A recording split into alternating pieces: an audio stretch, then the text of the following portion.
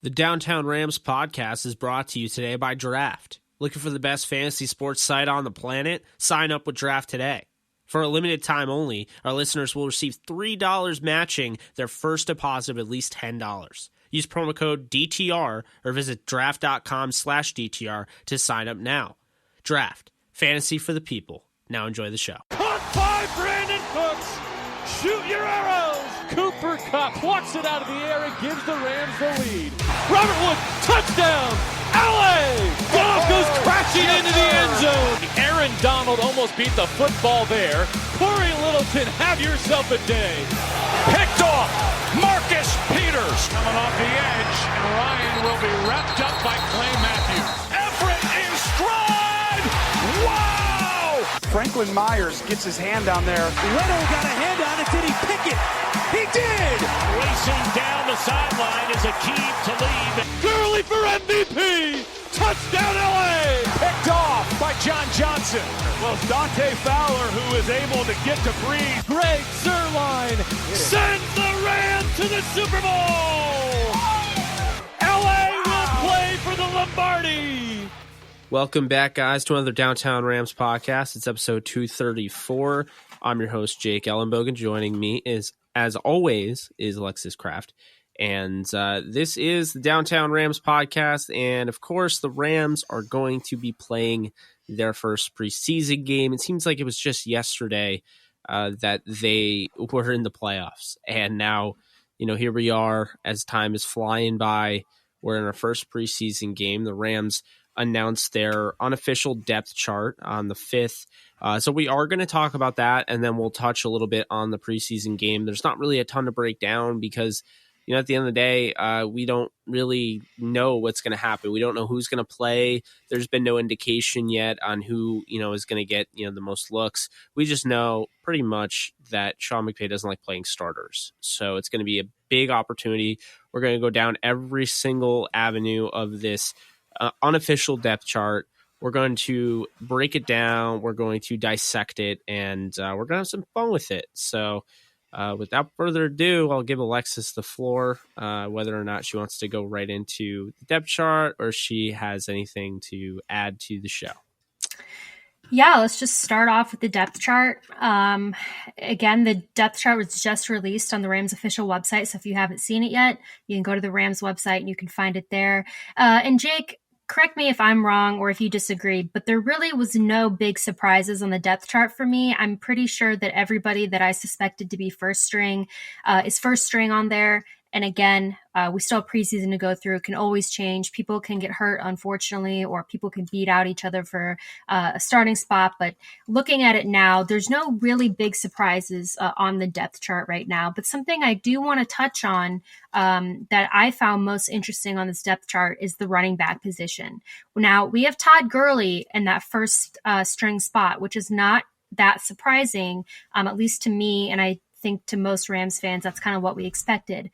But Jake, after Todd Gurley, we have Malcolm Brown, John Kelly, then Justin Davis, and Darrell Henderson is in the 5th spot on there right now, which is very shocking to me. What are your thoughts on it? Yeah, I think there's kind of a pattern throughout this depth chart. I think when you look at it, they really want the rookies to earn it. I think we know Darrell Henderson is probably the second or third guy. I think Brown is probably going to get the go ahead. So, for instance, when, the Rams play the Saints, and I bring that up because I will be there, I would imagine you'll see a lot of Malcolm Brown.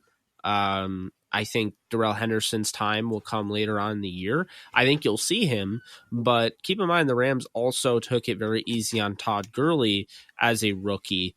His first 3 games, he was coming off an injury, of course, but his first 3 games he didn't really play. And actually his 3rd game he played against the Steelers and only ran, I believe, 3 times.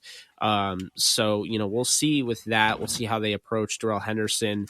It's a really depth-filled room, and, you could make the argument any one of these guys, including a guy you didn't mention, but a guy who's been on our show, Matt Colburn, including him. I think, they're 6 deep. They're not going to keep 6. One of these guys, I think, will, they are guaranteed to end up on the practice squad, and I think Malcolm Brown being healthy, I think the Rams really like him. He's a better player than giving credit for. Keep in mind, the Lions did offer him a contract, but since he was a restricted free agent, it was an offer sheet, and the Rams did match it. So that shows kind of the value that the Rams have for Malcolm Brown. And, of course, the acrobatic touchdown he had, last year against the Saints, the first matchup of the year.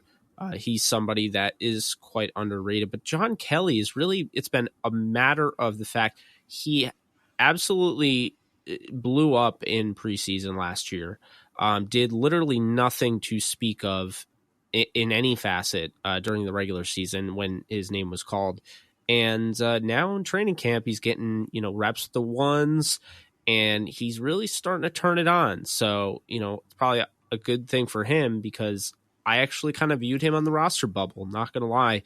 And Justin Davis kind of seems like he's kind of fallen out of favor. And I don't like saying that because, the dude is ahead of Darrell Henderson on the depth chart. But to me, I think that's kind of for show. Justin Davis is somebody that has made the roster every single year since he's come into the league as a UDFA at a USC. So, Justin Davis is talented, but he also now, I don't believe he has any practice squad eligibility.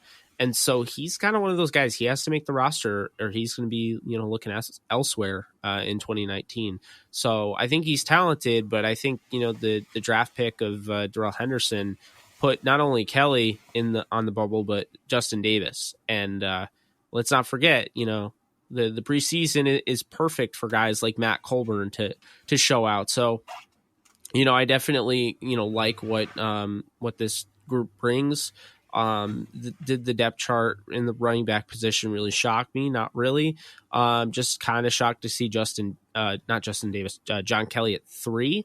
But that's just me. I think it just really goes to show you, though, it's all for show, and it's all about, it's basically showing, the rookies need to earn it. Even if they're getting the playing time, it just, on paper, they need to earn it.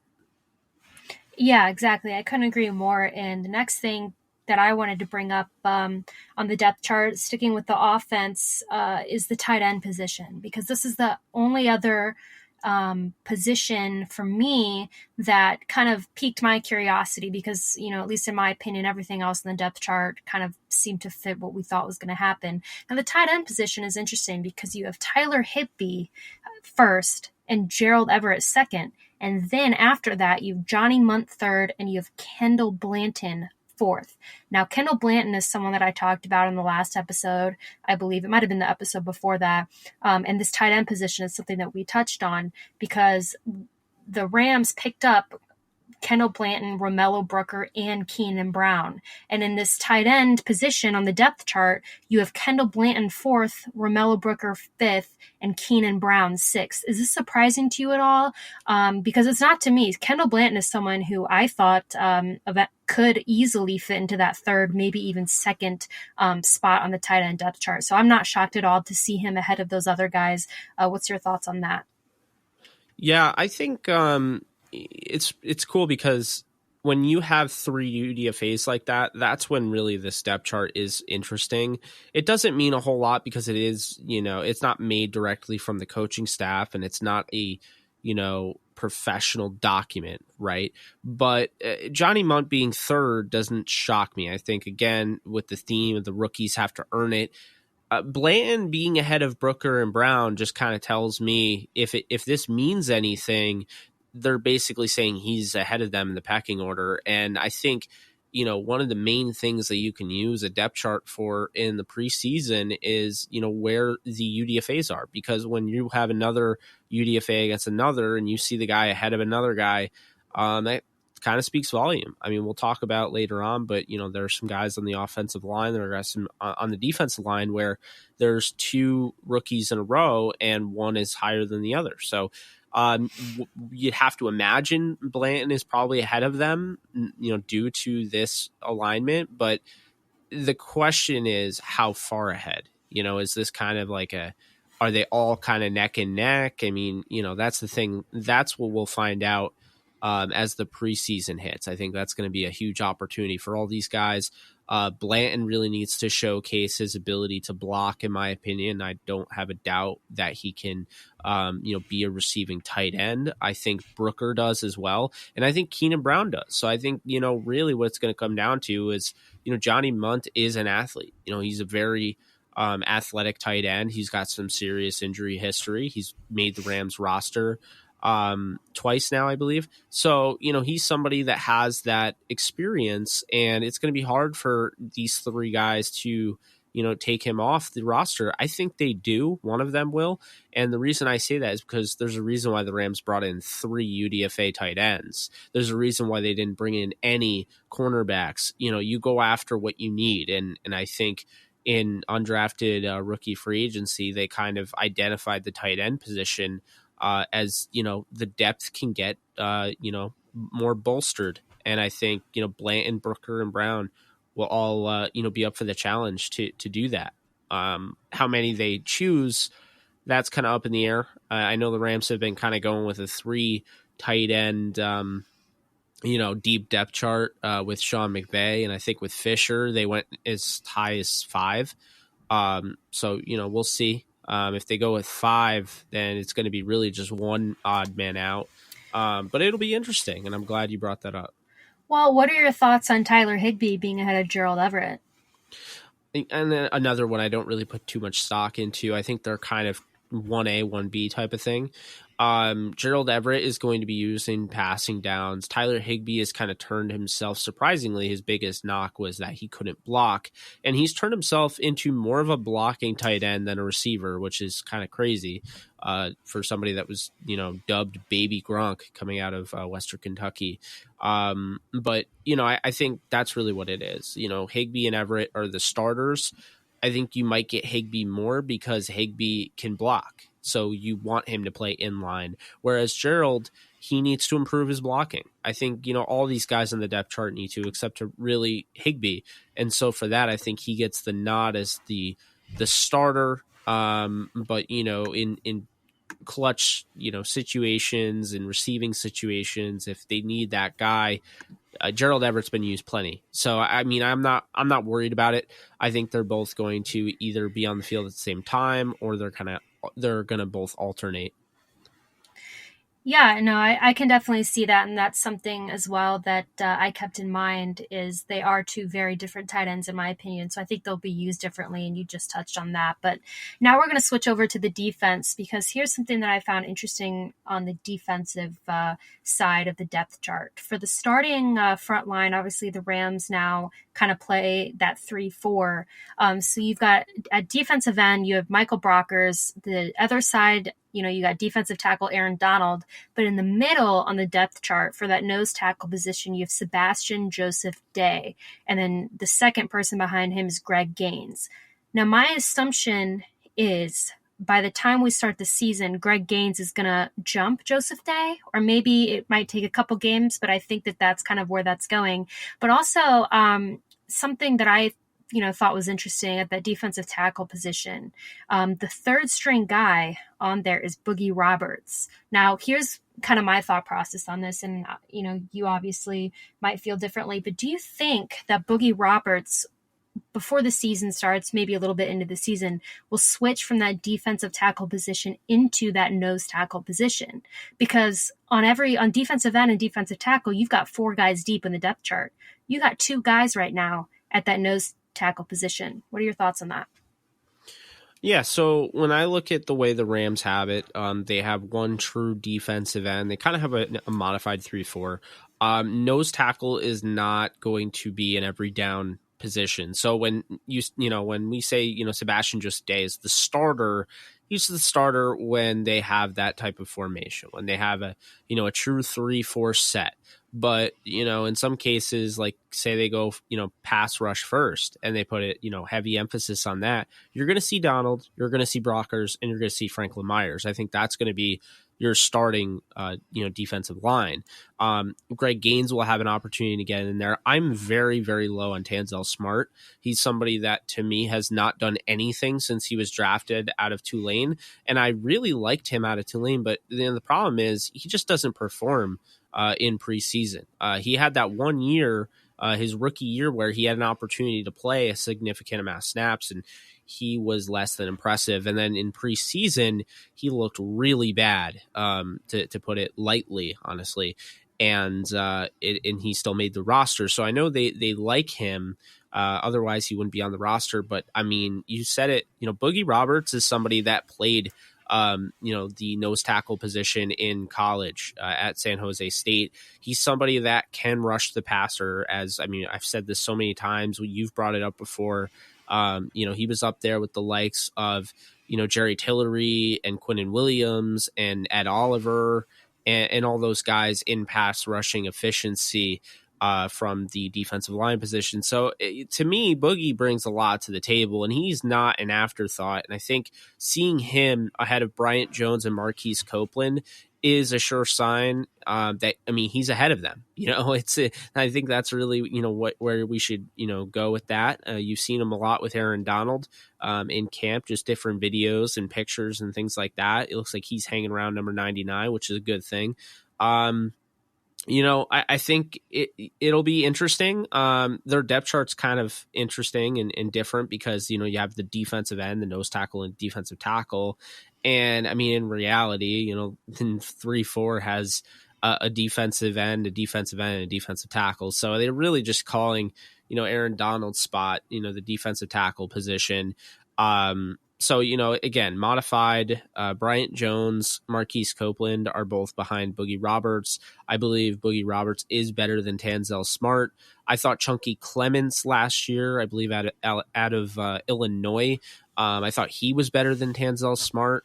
There have been guys that the Rams have picked up that I felt were better, and he's made the roster. So I think this year is the year where he gets knocked off the roster. I think Boogie Roberts is very talented, very overlooked, and he's going to make an impact. But one guy I want to also point out is Morgan Fox. I know people have forgotten about him because of his injury last year that, ended his season, but this is somebody that played 60-plus snaps in the Rams playoff game against the Falcons when Michael Brockers went down. So this is a team, they really like Morgan Fox. I think Morgan Fox really likes being a Ram, and I don't see him going anywhere. So, just really quickly going into it, the defensive, linemen, I see them keeping Brockers, Franklin Myers, Fox, Sebastian Joseph Day, Greg Gaines, Aaron Donald, and Boogie Roberts. And maybe they keep, Copeland or Bryant Jones, but I think this is it for Tanzel Smart. I really do.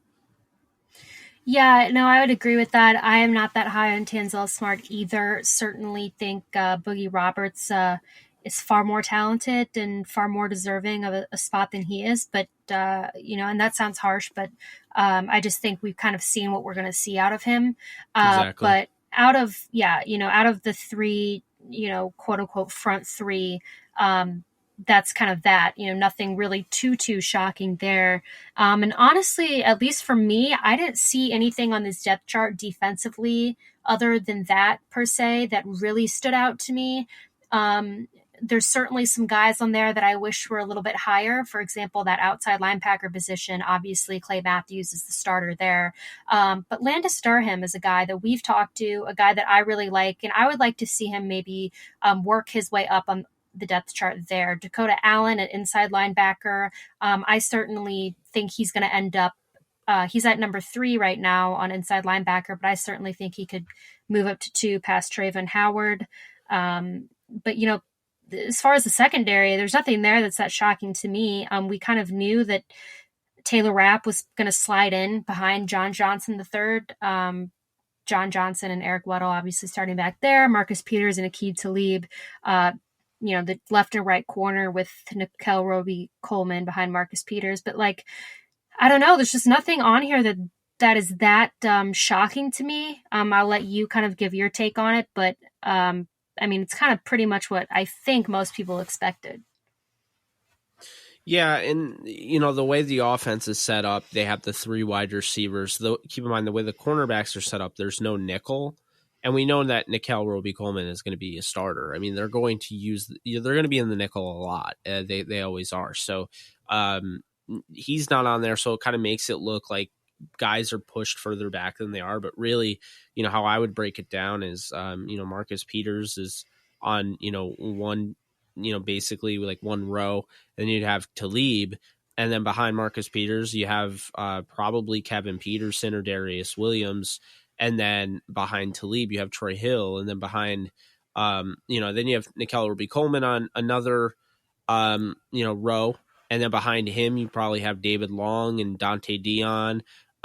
So, this is kind of all kind of mashed together because they don't have the nickel cornerback spot. And so I did want to bring that up. In regards to outside linebacker, the will position, Dante Fowler is, of course, the starter. Clay Matthews is the starter at the other. So it looks like, Ebukam is going to be taking a little bit of a step back this year, as far as workload. And I think that's the smart thing to do for the Rams. But also keep in mind, the Rams don't like what they're getting out of Kaiser. They signed Bryce Hager to another, short-term deal. Hager, somebody that has had starting experience in the past. They bring in Dakota Allen, who in my opinion was, a late day two talent. I really love Dakota Allen and his range. I just, again, a guy that just didn't test well for whatever reason, but he plays better than he tested at his pro day. I really like Natrez Patrick from Georgia, and I like Troy Reeder from Delaware. So, I think the Rams have some inside backers that could really make a name for themselves. And, keep in mind, preseason, whether the Rams can afford to keep certain guys or not, you're going to find out, like who can play and who can't, and who might be a diamond in the rough, and who might force the Rams' hand, because, some guys just don't practice as well as they play. And I mean, it like last year, when the Rams released Kaderil Hodge and everyone expected him to get picked up, the Rams are lucky he didn't, because, he got put on the practice squad. And then, 2 weeks later, he gets added to the active roster and plays every game after that. So you never know what you're going to get. Okoronkwo, I think, is really a bummer there, because you'd like to see him be able to play. And Justin Lawler, with the foot injury, he's getting foot surgery, and that opens up the door for guys like Trayvon Young and Landis Durham and Josh Caraway, somebody, again, that I've said over and over again from TCU, same as Traven Howard, but the TCU product was drafted by the Titans, and there's no doubt about his athleticism. But the problem with Josh Caraway is he doesn't play with enough dog to him. He's not violent. He doesn't play physical, and so you'd like to see the Rams coaching staff really get the most out of him. Hopefully, they fix that, because if they have, Caraway is a very interesting prospect, and I think he might have a shot at kind of sneaking on this roster at the back end. But, with the receivers, I thought it was a little interesting to see Nasimba Webster over Alex Bachman. It seemed like, from what I was hearing, was Bachman was kind of the leader of the pack out of the UDFAs, but it looks like Nasimba is. And then you have, Jalen Green and Jonathan Lloyd. And so that, those guys will obviously be, fighting for it. But, when you look at this, you see guys like, Matt Caskey ahead of Brandon Hittner. I mean, both those guys are UDFAs. So, we're getting kind of an update like, hey, Matt Caskey's actually rated higher than Brandon Hittner right now on the depth chart. Taylor Rapp is somebody, that has literally been starting on the defensive side of the ball. He's been, taking snaps with the ones. So that'll be interesting to see how big of a role he has. And I mean, you and I have flirted on this podcast that he could start. And I think he will end up starting. I think they might go to a 3 safety formation more often than not. I know it puts Nickeil Roby-Coleman's, his in jeopardy as far as not giving him the snaps he deserves. But I mean, they love Taylor Rapp, and from somebody that, I've watched him, and I wasn't the biggest fan of him coming out, but, going back and watching the film, this guy is just always around the line of scrimmage. So, I might not start him full time this year, but in more of a, different a guy that can kind of, roam around the line of scrimmage and make plays and, just be that guy and run support, because I think that's exactly what the Rams want in Taylor Rapp. No, definitely. I agree with that. And it's certainly going to be interesting because we have coming up tomorrow, because we're recording this on Wednesday the 7th. Tomorrow is the first preseason game for the Rams, and they take on the Raiders. And it should be interesting. We've seen that they've been having some joint practices leading up to this game up in Napa Valley. So there's going to be a lot that changes after the first preseason game. I mean, preseason, like we've been saying, is a time for coaches to really evaluate their team, see what works, see what doesn't, mess around, and unfortunately cut some people. So it's going to be really interesting to watch. A lot can change, a lot can happen. And the team that they're playing, we should probably maybe say a little bit about the Raiders. The Raiders are on the rise, Jake. And this is something that we've known. A lot of people have known. If you watch Hard Knocks and HBO, I watched that last night. They are a team that believes that they are on the rise. They think that they have a legitimate shot to win the AFC West. Not sure I agree with that, but they certainly are a team that's a lot better than they were last year. They've got a guy in their team that we really like and we talk to often. We interviewed Max Crosby, the rookie out of Eastern Michigan, on there, so it's going to be a lot of fun to watch him play. But Jake, what are your thoughts on this Rams-Raiders game? Do you have any predictions for this or anything that you're going to be looking for? Yeah, so the Raiders are kind of in a little bit of an interesting situation with the whole Antonio Brown, situation. I mean, that's bizarre.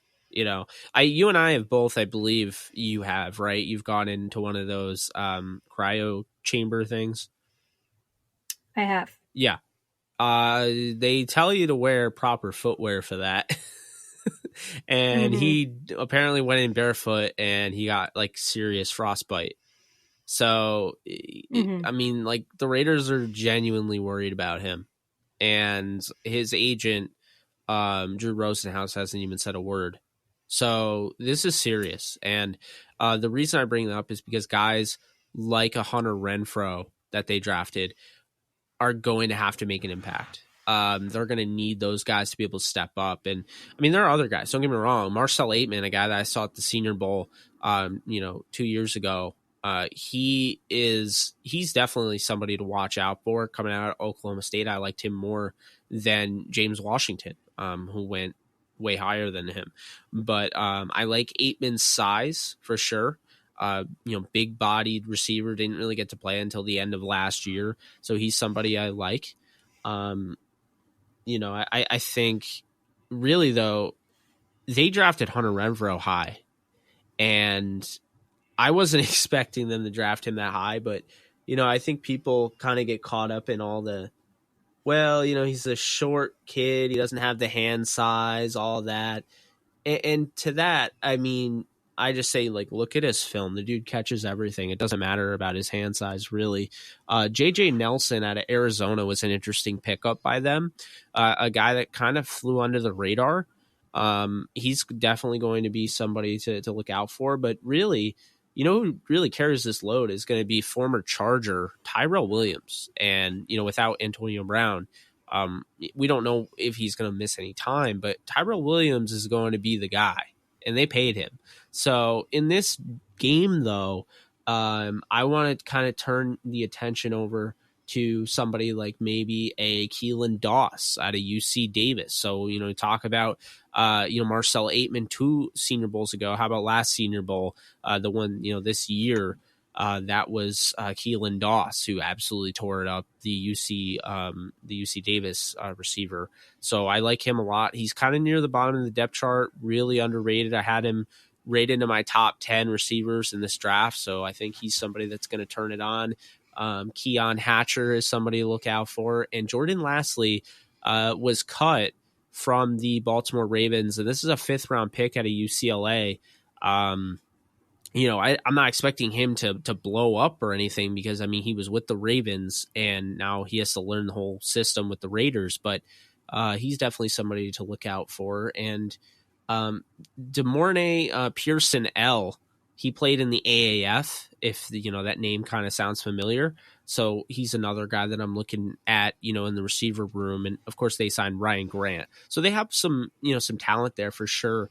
It's going to be fun because they have players like, you talked about Max Crosby. Of course, your boy Tavon Coney is also there.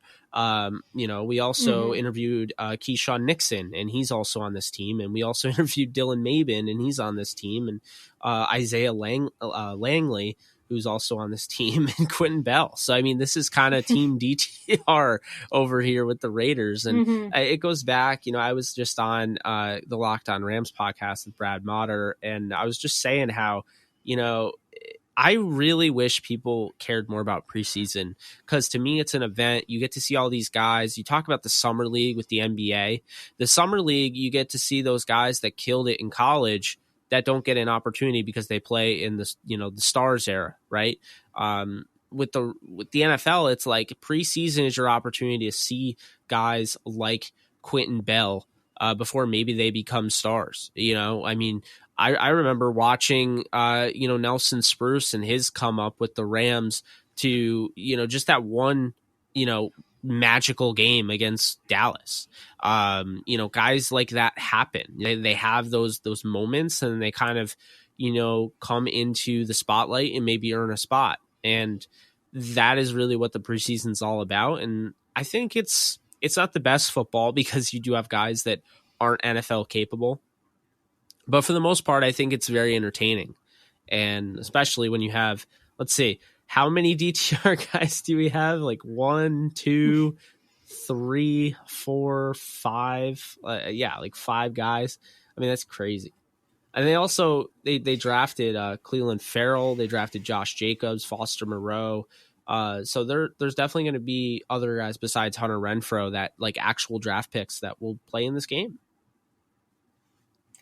Yeah, and you make a good point about preseason, because trust me, I get it. A lot of people don't like preseason because it quote unquote doesn't matter.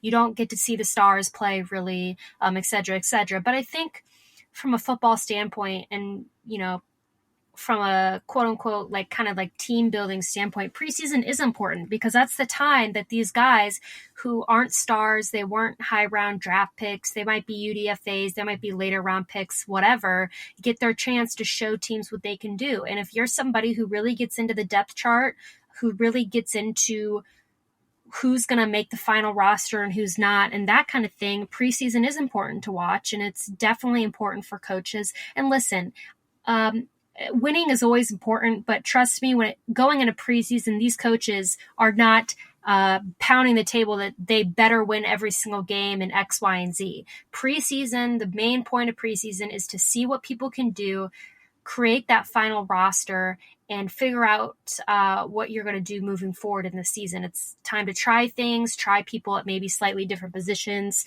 and that kind of thing. So I like it. I like to watch. Like you said, we've got a lot of DTR guys that are on the Raiders, so it certainly is going to be fun to watch them. Obviously, we're going to be hoping the Rams perform better and win the game, but it is going to be fun to kind of see all the people that we've created relationships with to play against our team. So I'm excited for it. I think it's going to be fun.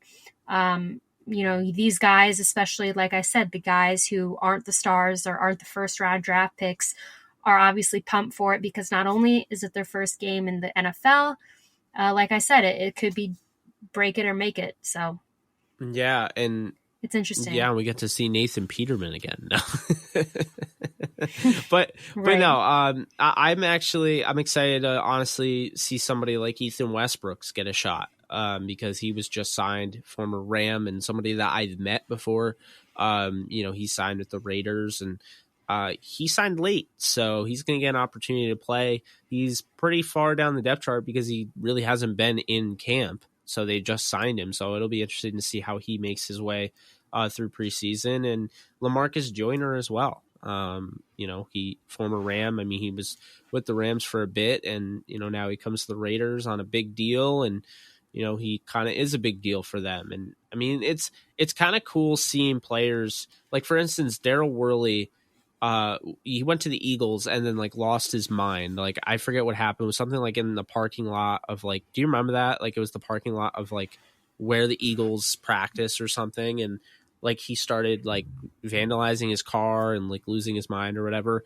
And then, so they dropped him, and then the Raiders picked him up and he's starting. So, they have guys like Nevin Lawson. They have guys like Daryl Worley, Carl Joseph, somebody that came back from a torn ACL.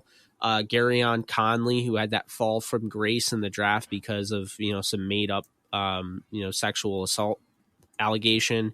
LaMarcus Joyner, Vontaze Perfect, who isn't my favorite, or he might actually be my least favorite player in the NFL, but you see him leaving the Bengals after all those years and he comes to the Raiders, and they have Tyre Whitehead and Brandon Marshall. So they have some big names, and it'll definitely be interesting. Like you said, the Raiders do believe they're on the rise. Most teams do. But I think, Gruden kind of had a year to kind of soak in, what was, his own sweat, right? He hadn't coached in years, and he comes back to the NFL, and you could tell he's a little bit out of touch with today's game. So I think now, they fast forward a year, they added some pieces, they grab Antonio Brown. Hopefully, he's okay. We don't know about that, that whole frostbite thing. But Derek Carr in another year with Gruden, who knows? I don't think they're winning that division, but I think they might be more fun to watch than previous Raiders teams. I'll give them that. Yeah, I don't think they're winning the division either. But I think they'll do better. I think they'll do significantly better than they did last year. I think they're going to be an exciting team to watch. I'm certainly excited to watch the game tomorrow. And before we wrap this up, Jake, what is your prediction for the game tomorrow? Who's winning? Yeah, so I have the Rams, because I just think that they have the most depth. And the important thing here is they have the most depth in the secondary, and they have the most depth at the quarterback position. Bortles, Allen, and Wolford I like more than Glennon and Peterman. I think that's pretty easy to you can tell why. The Raiders have some decent depth at other positions, with obviously receiver and running back, but this is a team that was in the Super Bowl, and guys won't make this roster that should make other rosters around the league. So definitely, this is going to be on NFL Network. Definitely tune in if you can. Again, I know it's preseason, but you really need to kind of get over that and just watch it, because it's football. It's solid football. It's not the best football. There's a lot of, vanilla play calling and all that. You don't want to show too much. But it's solid football, and you get a chance to see these guys that were stars at their small colleges and have an opportunity to earn a roster spot. It's pretty cool. And I will be going to a friend's house to watch the game because I still do not have NFL Network. Thanks, Uverse.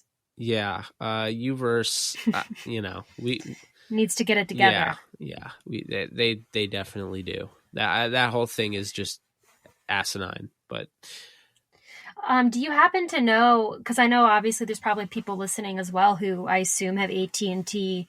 If you're able to watch the game anywhere else, maybe YouTube, or I need to look into that, and that's something I should have looked into before we did this, because I do know probably say Reddit, just from on. Yeah. Something like that, just because I know, just from what I've seen on Twitter, that I am not alone, that a lot of people seem to have this problem. So, game is tomorrow. Find a way to watch it. There's obviously ways to stream it online. Go to a bar, go to a friend's house if you're interested in watching. It's fun, and it's the first of 4 preseason games, and then we are on to the regular season. I can't wait. It's almost here. Yeah, and the game's actually Saturday, to correct you, so we don't have people. Oh, sorry. No worries. I just want to make sure that our listeners aren't feverishly trying to find it on NFL Network and can't. But no, I'm excited. Yeah. This is, like you said, it's the first of 4. They go to Hawaii for the second week against the Cowboys, which I believe is the 3rd straight year they've played the Cowboys in preseason. I am trying to think if there are any teams on the schedule this year that they'll play in the regular season, because how bizarre was that last year, playing the Saints? That just, to me, that was just weird. The fact that the Rams played the Saints last year and they played the Raiders. So that was very strange. You mean like, are there any weird teams they play during the regular season this year? Well, no. I mean that they also play in preseason. Exactly. Like I felt like that was the first time that I can remember where the Rams played a regular season opponent during the preseason, and there's a lot that's wrong with that. Like the Saints game, that's insane. I mean, don't get me wrong. They didn't play any of their starters and all that, but still very bizarre that they played two opponents that they played that same year in preseason. Actually, three, because I believe they played Denver, right? I think they did play Denver. So that would have been three of the four preseason games. Yeah, that is bizarre. I didn't even catch that. I didn't think about that, but yeah. All right, guys. Well, we'll be back after the Raiders-Rams game, and hopefully you and I are right, Jake. Hopefully we win. I do think it's going to be close, though. I will say that. I do think it's going to be relatively close. I think you're going to get a John Wolford game-winning touchdown pass to Alex Bachman. It's coming. I hope we do. And you're going to get over 100 yards out of Colburn. And Boogie Roberts and Dante Dion are going to have games. So remember that. I love all those guys. So, that's it. That's all we're gonna do. Had some fun, recording this. Obviously, just ready for the season. I mean, if you can't tell, Alexis and I are pretty restless over just the start of the NFL season. It's been a long off season. It's been a fun off season. Wasn't long ago we were interviewing 8 prospects a night for the NFL draft season. But now, we're on our way to the NFL season. We got some stuff that we'll, talk about down the line. But for Jake Ellenbogen, she's Lex Craft. This has been episode 234 of the Downtown Rams podcast. And if you like what you hear, be sure to subscribe, leave a review wherever you get your podcasts. And if you want some merch, we have merch all over the interwebs. You can find it all over our social media. But until next time, later, guys.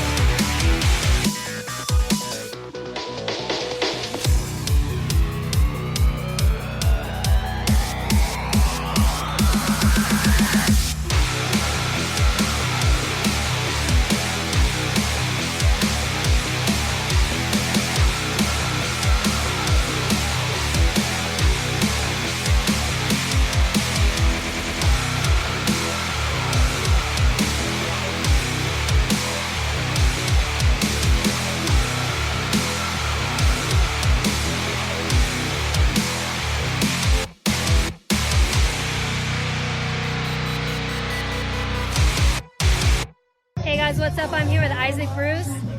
Hey, Downtown Rams. What's going on? Hope everything's well. Tuning into every episode. Right. You heard him.